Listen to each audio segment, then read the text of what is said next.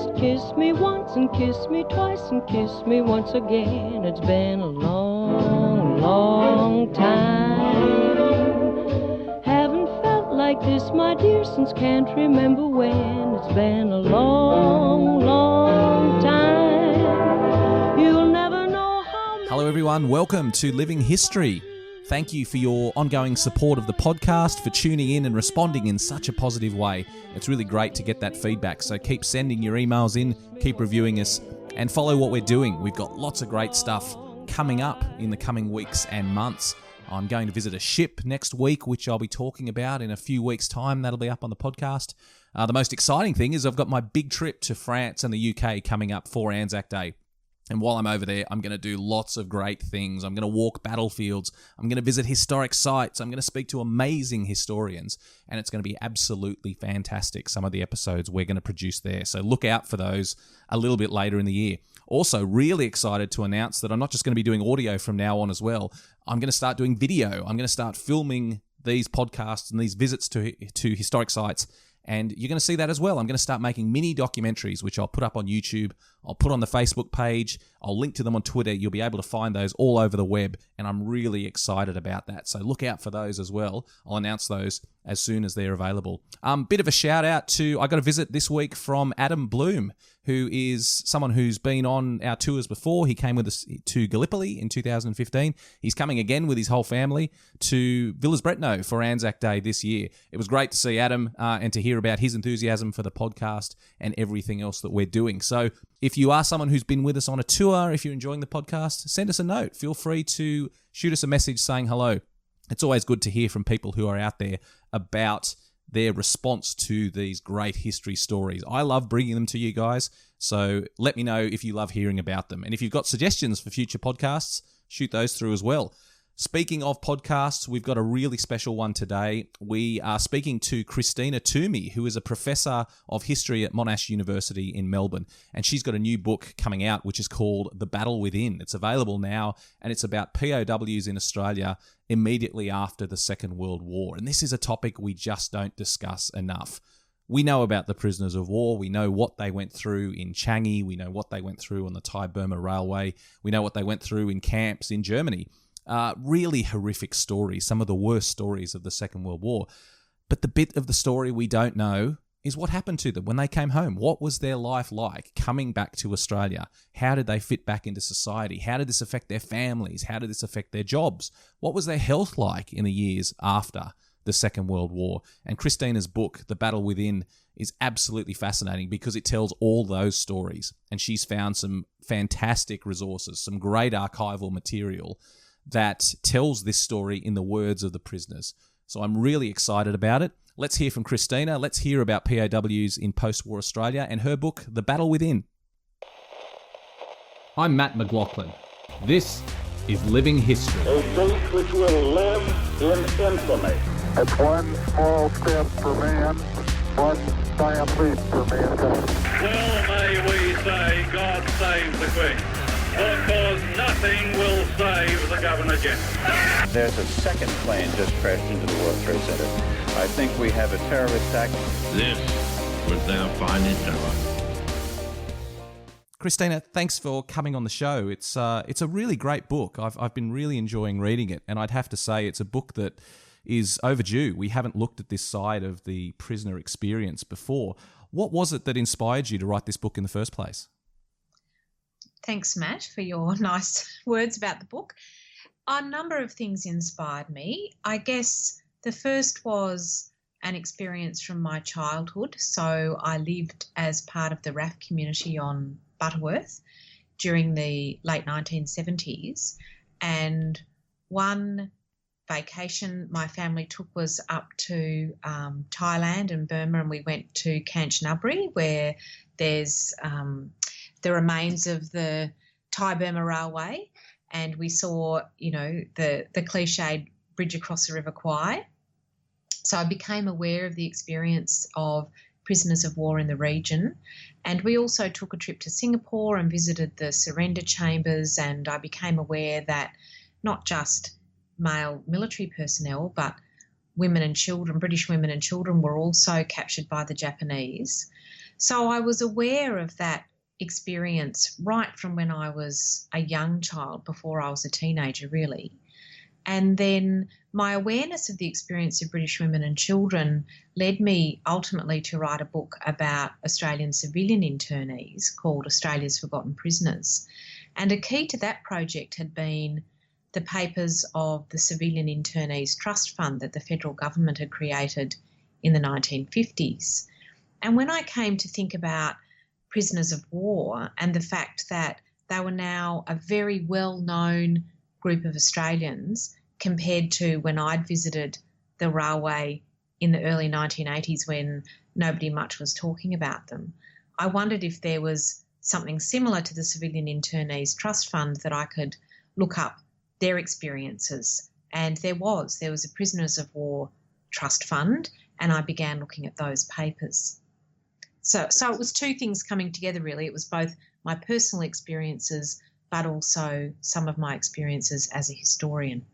Well, the trust fund documents sound like a really fascinating resource, and I want to get to that in a minute. But you touched on something that I think is really important that really comes out in the book, in the earliest pages of the book, in fact, is that we forgot about these men in some ways. Our attitudes to the prisoners now, we look back on these men as having paid a huge sacrifice for Australia, but there was a period of time, wasn't there, after the war when we'd kind of forgotten about these men. Yes, so now I think it would be fair to say that up there with Gallipoli veterans, probably prisoners of war, particularly those of the Japanese, are among our most well-known veterans and probably those for whom Australian society feels almost the greatest sympathy as having suffered the most for their commitment and their service, if you like.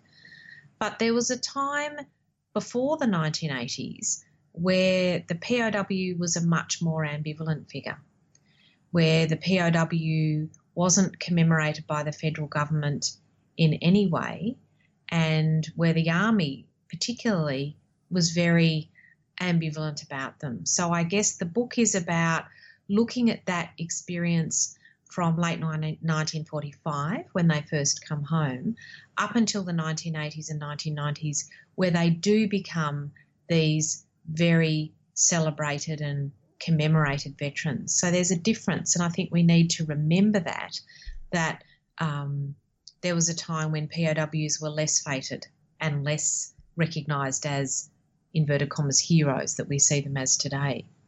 Well, your book does a wonderful job in bridging that gap. This treasure trove of documents that you found, which I take it was veterans in their own words talking about their experiences with prisoners.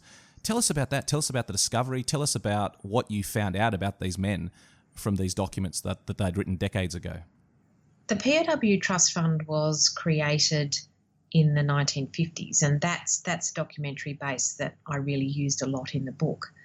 And I think before I talk about those documents, we need to understand the context that decision to create that fund came out of. And that context was in the late 1940s and the early 1950s, there were a group of ex-POWs and their associations who were really pushing very hard for the Commonwealth government to compensate prisoners of war. So prisoners of war, like all other returned service personnel, were entitled to repatriation benefits. Australians of a particular generation will be very familiar with the repat and the service pensions that veterans were able to apply for. So POWs were already entitled to that. But there was a group of returned prisoners who said, do you know what? During our captivity, the Army was not required to feed and clothe us. They didn't provision us.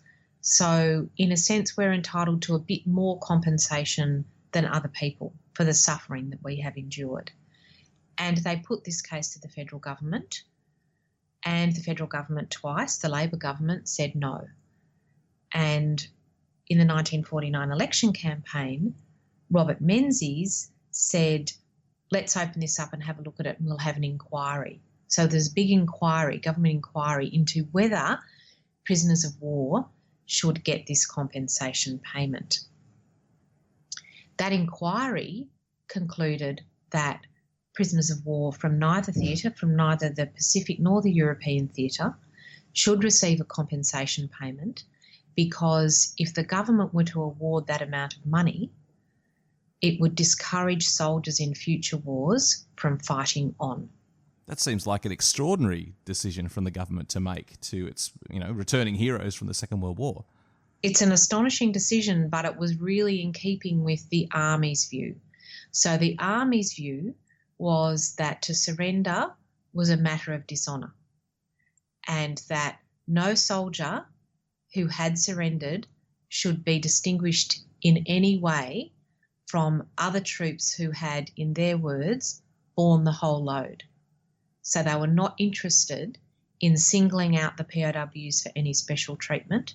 They certainly weren't interested in giving them any other extra special payment, and they were hugely influential in advising the government and advising the commissioners on this inquiry that they were not to compensate prisoners of war. So the Army had a very strong hand in the outcome of that inquiry. It's really quite extraordinary, because it suggests that that there was this very negative attitude towards the prisoners at all levels. I mean, what was the attitude of people to prisoners of war at the conclusion of the war? What did obviously the military thought of them pretty poorly, but what was the public attitude? I mean, what did members of the public think about these men who'd come back? What did the men themselves think about their experience as prisoners?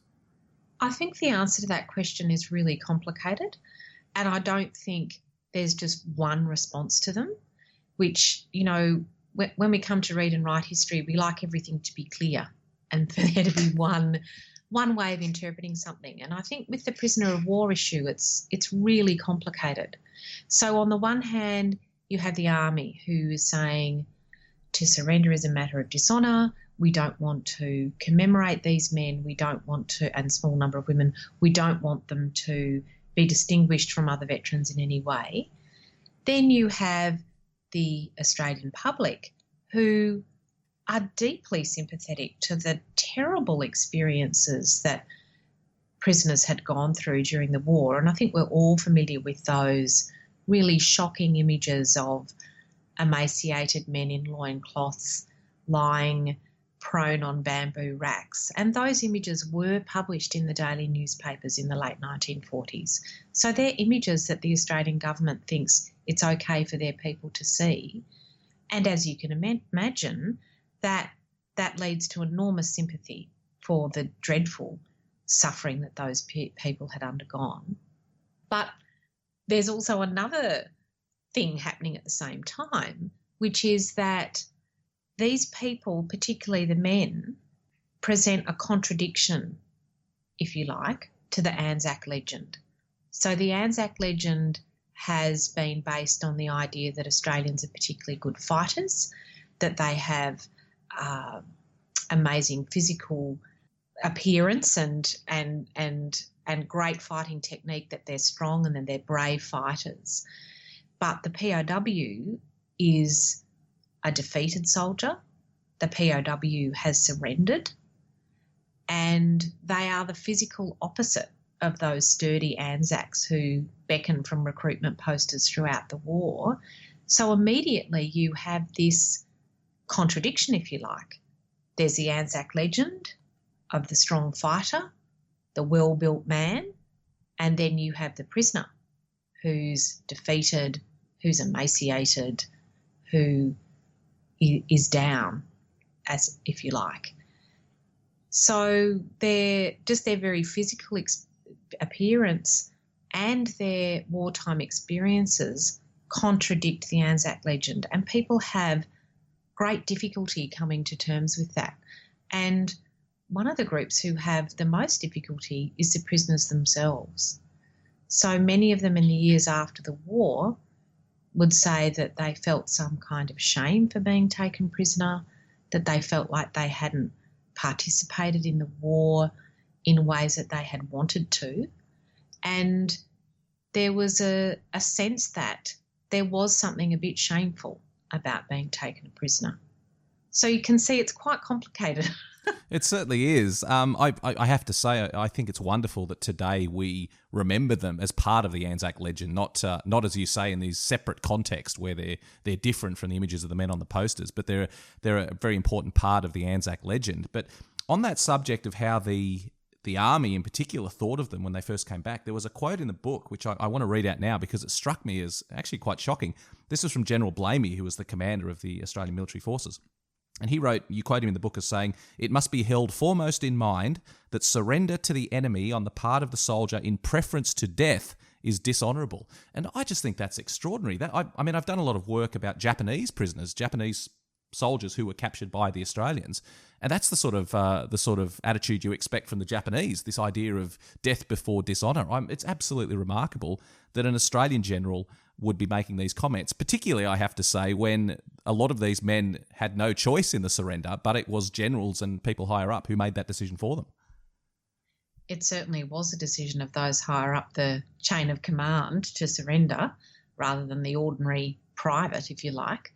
But General Blamey's view was a view held by the brass in the army for quite a long time, and they enacted that by when the returned prisoners first came back from Europe. So those obviously in the European theatre were released earlier than those held by Japan.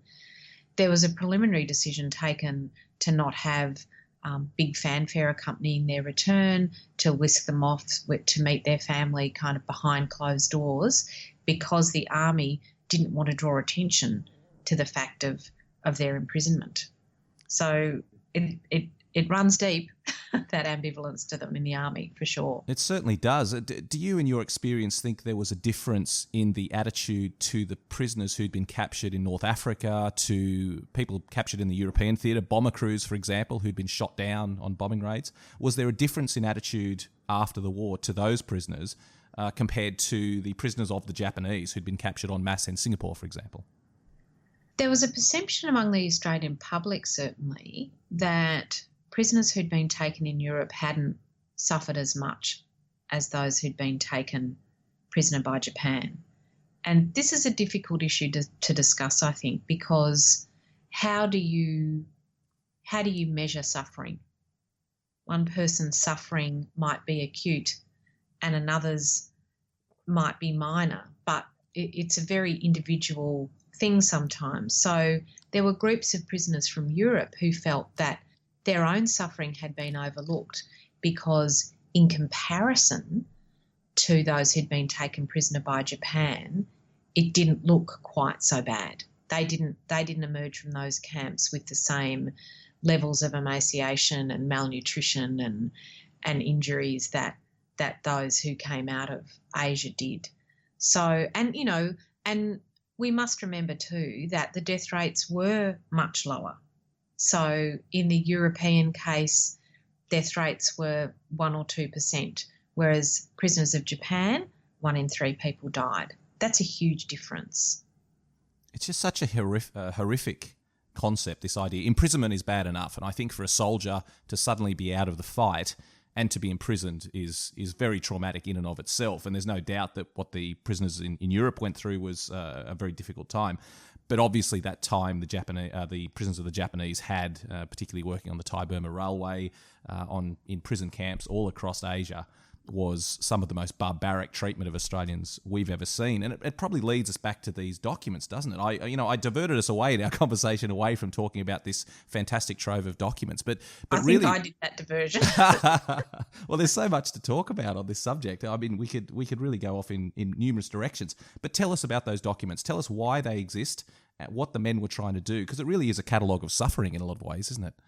It is, and my apologies for going down the failed compensation claim path, but once that compensation claim failed, politically it was a bit of a hot potato because people were very disappointed. So one of the ways that the government got around managing its various constituencies was to say, well, we won't award you compensation, but we will create this body called the Prisoners of War Trust Fund, and we'll fund it with some of the money from Japanese assets that we get through a particular clause of the peace treaty, and we'll also put some of our own money into it. So they create it in 1952, partly out of the ashes of the failed compensation claim. And they say that the POW Trust Fund is there for returned prisoners from either theatre. So both prisoners from Europe and Asia could apply to the fund. If they had ongoing major disability that they could prove was directly referable to the conditions of captivity. So that's a lot of clauses, but that was quite deliberate because the trustees wanted to make sure that they weren't going to give money to complaints that were relatively minor or happened after the war through no relationship to war experiences. And the trustees could give grants of up to £250, which is about $500. So when they create this fund, they then send out a call for applications, and returned prisoners receive a fool's cap form that they can fill in to detail how they feel they're still suffering a major disability after the war as a result of being a prisoner. Now, as is often the way with these things, people can't confine themselves to a fool's cap form, particularly people who are in pain or people who feel unheard. So many former POWs enter quite a long correspondence with this fund, describing their lives, what's happened to them since their release, how their captivity has continued to impact on them. And there's over 7,000 applications to this fund, and nobody had looked at them since the day they were stored away many years ago when the fund closed in 1977. So I was very privileged to receive special access to the series and to be able to look at those papers and see exactly what former prisoners were writing about how they felt now, 10, 20 years afterwards, about their experience of captivity. So they're an incredibly rich resource. It's an amazing resource. I'm just picturing this situation where the government is writing to tens of thousands of former prisoners of war and inviting them to reply, telling them how bad their life now was and providing evidence of what being a prisoner had done to them. It's absolutely extraordinary. What sort of information were those men giving in these forms they were sending back in?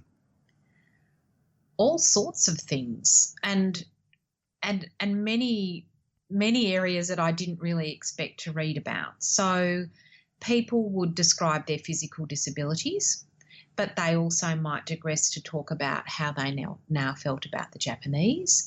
They might talk about their struggles with alcoholism and depression, their difficulties with work, the attitude that employers had towards them, the experiences that they'd had within their families. And I think the astonishing thing about these records, and they're one of the reasons why they're so unusual and so important, is that by and large the people who wrote into that fund were from the other ranks. So there's a few officers, but most of them are from the non-officer class.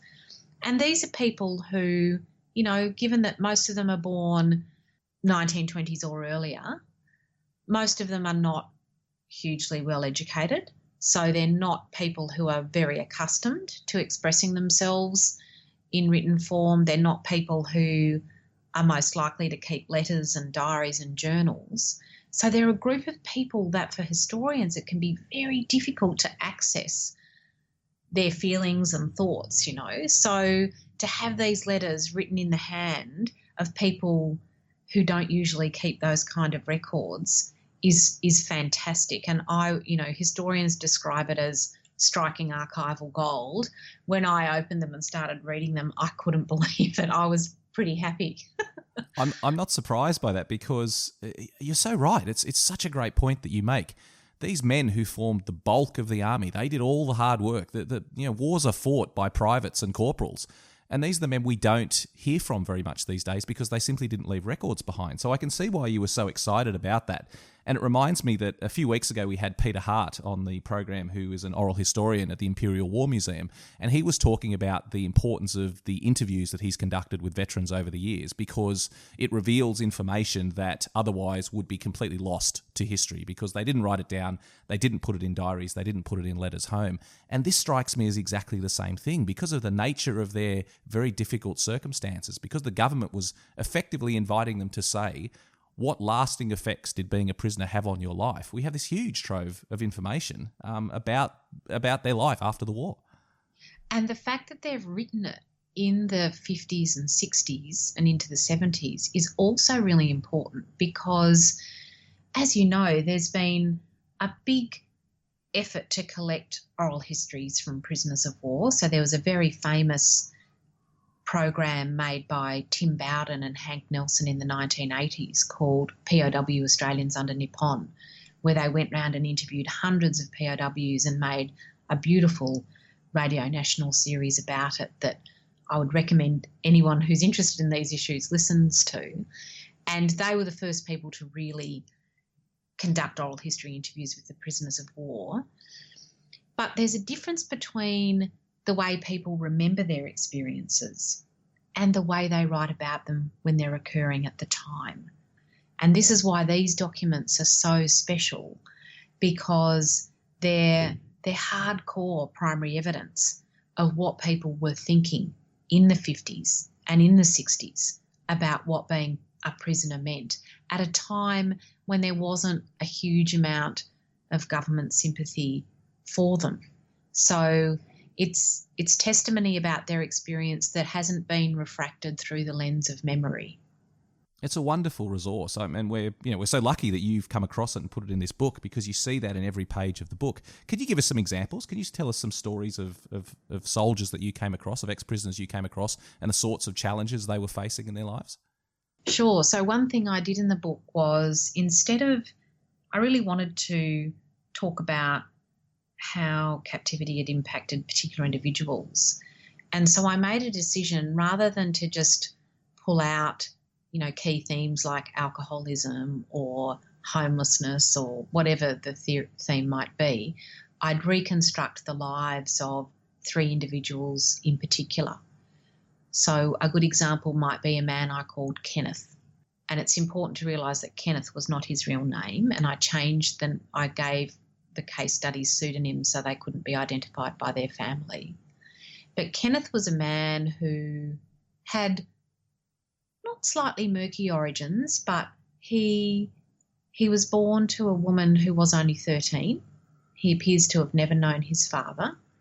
But by the time he was in his 20s, he'd managed to fetch up in Queensland. He'd married quite well, the daughter of hoteliers. He'd had a job as an insurance salesman. His life was on track after quite a rocky beginning. Then he signs up when his first child is a toddler, goes and sees action in Malaya and is captured within sort of 20 days or something. So he spends his war in a prisoner of war camp, and he also has quite a traumatic experience during that time. So he's a driver for a car of a Japanese officer in Burma, and he has to drive this Japanese officer to a place every day where a former policeman, I think, who'd worked for the British was being tortured, and he used to drive this Japanese officer to the torture chamber, if you like, every day and hear the screams of this man being tortured. And he did this for 5 days. And on the 5th day, he was required to pick up the torture victim's wife and child and drive them to the torture chamber and have them get out of the car and go and witness the body of their husband and father. And so this is a very traumatic thing to have witnessed and be party to. So this experience stays with him after the war, and he recounts it in vivid detail to war crimes investigators. Anyway, he comes back and he has a lot of trouble settling down. While he's been away, his wife has had the in-laws move in, and the in-laws have kind of taken over the house, and he's really not happy about this. And he writes a letter to the POW Trust Fund saying, you know, I've escaped from the Japanese, but now my own home feels like a prison because I'm living with this mother-in-law who I really can't stand. And he takes to drinking, and the family loses its sources of income, and they end up in a housing estate in Brisbane called Rocklea, which is like repurposed Air Force huts that is a quite overcrowded kind of public housing facility in Brisbane that runs for quite a few years after the end of the Second World War. And while they're resident there, one of his children dies of diphtheria. So, and he also describes this being in Rocklea as being kind of a bit like being in a Japanese POW camp. And, you know, his life goes on, and he has conflict with his wife, and he ends up being imprisoned for some minor crimes, and also ends up ultimately as a psychiatric patient at Wacol in Brisbane, which was a psychiatric facility for disturbed returned servicemen. And all the while he's fighting with his wife. But in the end, he does stay together with her. They get a small war service home.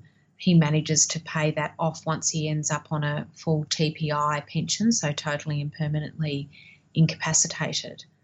But I think one of the reasons I wrote that story up was because I wanted to show that people who had wealthy families that could fold them back in, give them a period where they could maybe recuperate, get themselves back together again, had a slightly better chance than those who might have had a slightly more rocky childhood, who had other demons that they were trying to expel, who didn't have the resources to take a period of rebuilding and reconnecting with others in their lives, and had to just go straight back into being a breadwinner and provider. And that was very difficult for people who'd had a very unsettling war. It's just that's such a horrific story, and unfortunately all too common with a lot of these men who came back after having been prisoners under the most horrific circumstances. I think the chapter that speaks the most about this in the book is the one that describes the situation with marriages of the returned prisoners. And this all came about because of a misunderstanding with something written on the form, didn't it? Tell us about that. There was one question on the form that asked, are you experiencing any material prejudice as a result of your captivity? Meaning, are you experiencing any ongoing financial disadvantage? And when I first opened the papers and I was looking at the forms, most people in response to that question had written a question mark or do not understand the question. I mean, I certainly don't blame them. That's a very complicated legalese statement. I didn't know what it meant when I read it in the book as well until you explained it. But weird wording, isn't it? And despite the fact that so many people are writing question mark or don't understand the question, the trustees don't change the application form for 25 years. They just leave it there. But then I started seeing some other responses that I didn't at first understand. So, Are you experiencing material prejudice? Response, yes, my wife left me as a result of my experiences as a prisoner. Yes, I was divorced at the end of the war. Yes, my wife committed adultery. Yes, unable to have intercourse with a woman. And I thought, what is going on here? And then the penny dropped. And I realised that these people thought that the question was asking them about marital prejudice. So they felt they were being invited to talk about their marriages or to talk about their sexual life. Isn't that it's just extraordinary that this misunderstanding of a complicated legal word and a complicated sentence reveals this whole new trove of information that never would have been revealed at all. It would have been gone. We would never know the situation with a lot of these men, with all of these men, had this not been revealed. So what sort of interesting things came out once you realised that they'd mistaken the word material for marital? What did that reveal about them? So it revealed that quite a few of them struggled with questions of impotence, and they would put it down to the fact that they had been prisoners of war. And in a way, it's the emasculation of captivity made manifest in bodily form. They're saying my experiences as a prisoner meant that I could no longer have sexual relations with my wife, or I would leave my wife frustrated on many occasions. And I couldn't believe what I was reading, because men of that generation were very reluctant to discuss these matters in public, let's say. You also get people talking about how their marriages had suffered as a consequence of captivity. So then that unleashes a whole lot of writing about their experience of neurosis, their experience of depression, the way that they'd made their wives suffer. And you get two responses. One is to talk about how dreadful their marriages have been, but on the other hand, you'll get people talking about how marvellous their wives were, that their wives had been their greatest support and they couldn't have done it without them. So you get a whole lot of evidence about marriage and psychiatric difficulty in the response to those questions. And the other thing that also comes out, unfortunately, is some people who have been admitted to psychiatric institutions because they're very mentally unwell also then reveal their troubled marriages and the fact that they've been violent towards their wives. And you do read about domestic violence, and I then cross-checked some of those papers with the divorce records that are available, and I just took a case study of New South Wales, and you can see that the domestic violence that exists within those homes can be sometimes quite extreme, because divorce papers often detail the kinds of assaults that have happened on the woman prior to the divorce. And that's the threads of why that happened are very difficult to disentangle. Were these men violent before the war? Did being a prisoner exacerbate their capacity for violence? Did being brutalised themselves turn them into perpetrators? They're complicated questions. They certainly are. And I mean, the whole period after any big war like this is a difficult one. We saw it after the First World War. We definitely saw it after the Second World War, exacerbated by the fact that these men had been through such horrific experiences. And something that I think is really wonderful that you do in the book is this concept. It's quite a concept, but I like it. This idea that these men lost their masculinity. They were emasculated figuratively when they were imprisoned, because they were supposed to be, as you said, they were supposed to be these brave, strong Anzac warriors, and all of that was taken away from them, and now they were humble prisoners. So they figuratively lost their manhood.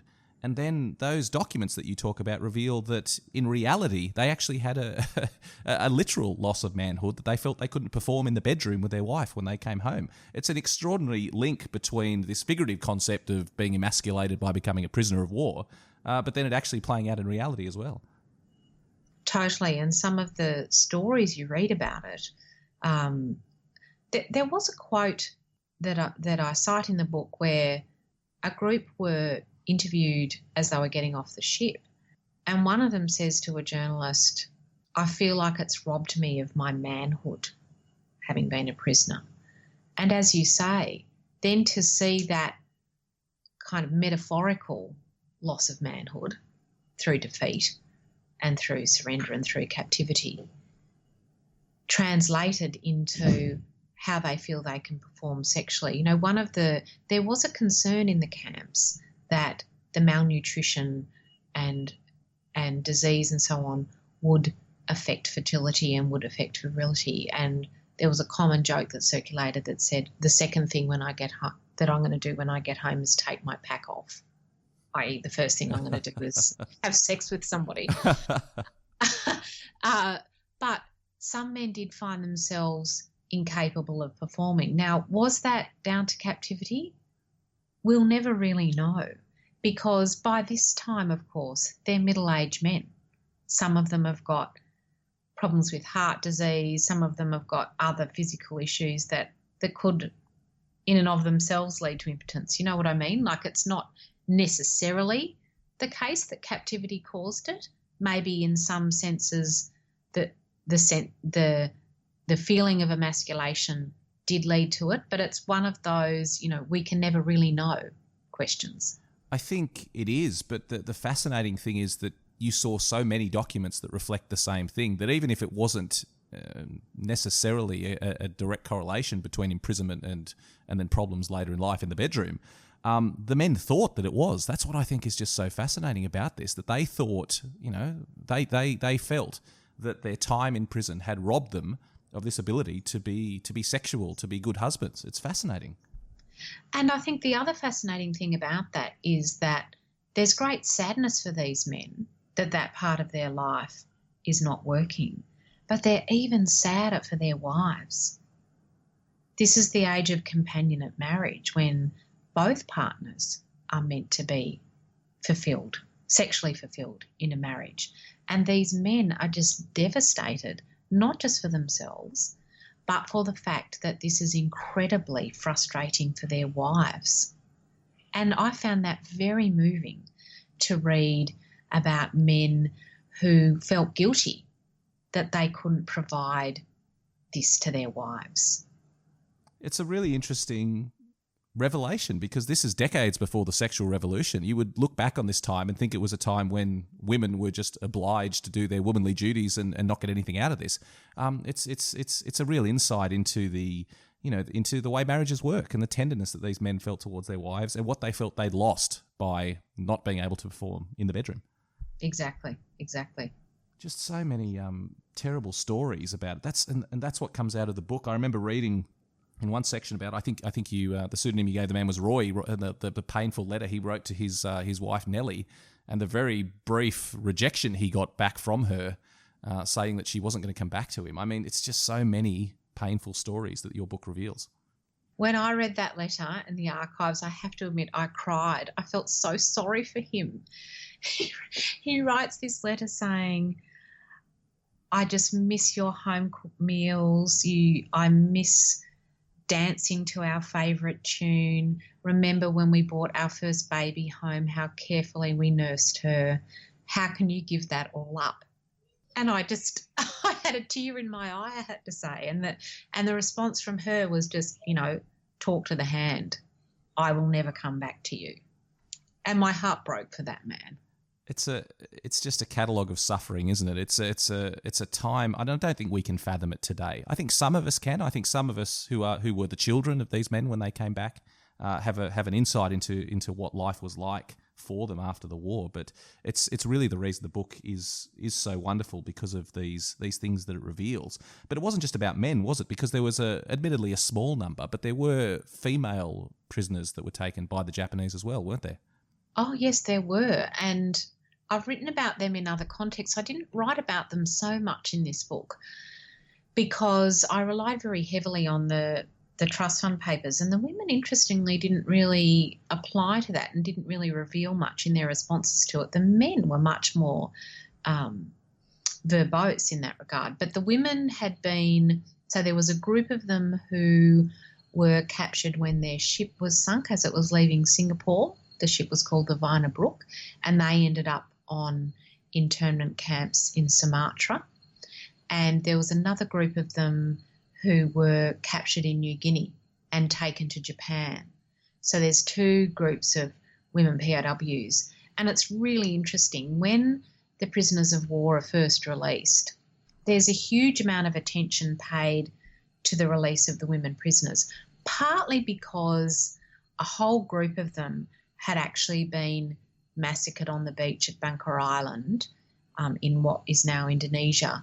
And there'd been one survivor, a woman called Vivian Bullwinkle, who just has the most memorable name ever. Like, how can you ever forget the name Vivian Bullwinkle? Very true, very true. And she was quite the the celebrity when she came back, having survived that massacre. But she was also released with other women who hadn't been part of the massacre in Sumatra. And there was a lot of media attention trained on the women.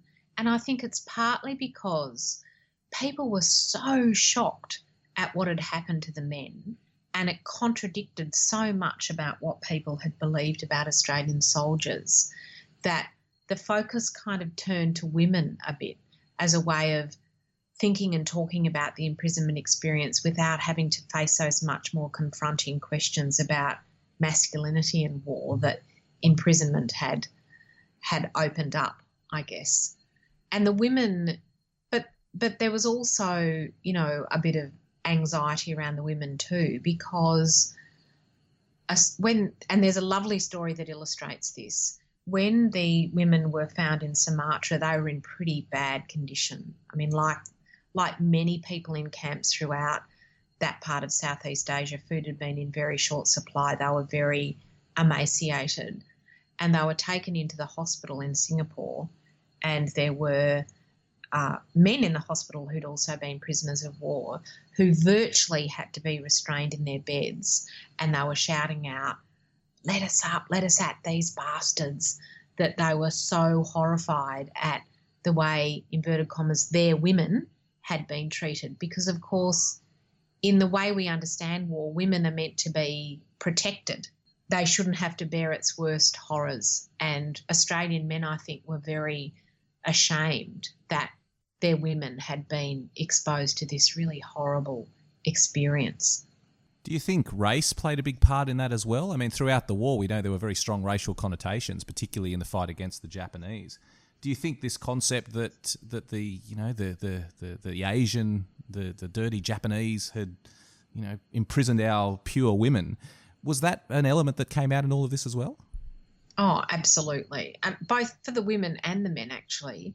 So for the women, there was a lot of concern that perhaps they'd been made to perform sexual work for the Japanese. So it's really interesting. The nurses, the minute they're released, they do a press conference in Singapore. Imagine anybody being allowed to do that today. They were interviewed the minute they got off the plane, and they, as one, said, "We are telling you here and now that did not happen to us." So they immediately shut down any talk that could possibly have been their experience. And they spoke as one on it, basically until the day all of them passed away. Do you think that was the case? I mean, it seems unlikely that, I mean, as horrific as it is to discuss, it seems unlikely that a group of women could be imprisoned for that length of time and not be exploited in that way. Well, there was a particular incident that they talk about where a group of them were taken to a, quote, Japanese officers' club and expected to perform. But the way they tell the story is that they were able to successfully repel these advances by making themselves look ugly, by selecting a particular group of women to go who would be more experienced at beating them off, and that, you know, their defiance had meant that the Japanese then left them alone. So we have to take their word for it at that point. It's a difficult situation, but tell us more about this racial aspect of prisoners. I guess the thing to keep in mind was that there was an added layer of difficulty for people taken prisoner by Japan, because you need to keep in mind that this is 1940s Australia. It's still the era of the white Australia policy. There's a belief, a widely held belief, that European white races are more civilised than those other races. So to be taken prisoner by an Asian captor had a layer of racial humiliation that many people found difficult to deal with. And the popular phrase that POWs were treated like white coolies kind of encapsulates that sense that the racial order had been inverted or turned on its head. Just to explain what that means to us, this phrase white coolies. You say that quite a lot, but what does that actually mean? Sure. So coolies were, in this time, usually Indian or Chinese labourers who'd migrated to Australia or the United States or Fiji or some other kind of colonial situation where they worked largely for white overseers. So to be a coolie was to be an Asian labourer, usually under the charge of a white person. So to become a white coolie meant that racial hierarchy had been flipped on its head and that white people were being made to work and were being treated like Asians. So it's a little quirk of speech that's meant to encapsulate this flipping of the hierarchy, that white people had been made to work for Asian overseers. So I think it sort of sounds funny, but it actually encapsulates the inversion of the racial order that people felt had happened here. And interestingly, when the prisoners were released, then you get a whole series of stories in the newspapers with photographs showing Japanese people working, quote, like coolies under the charge of British and Australian forces overseeing their work. And the message of those photographs, of course, is order is restored. It's fascinating, isn't it? I mean, it is a different time that we're talking about here. The Second World War was it was a totally different era, but it's not that long ago. And I think these are the elements that your book has brought to light, that your research has brought to light. It's just it was just such a different time. Our attitudes have changed, but the attitudes at that time were very, very important. They were very important to the people who lived through these experiences. They were important to how they remembered these experiences after the war. Do you find that comes through, that these attitudes of race and issues with the Japanese persisted after the war years? I think a lot has changed. The stereotype, I guess, is the embittered POW who'll never buy a Japanese car and won't buy a Japanese TV and never is able to let go of the hatred that they felt because of that experience.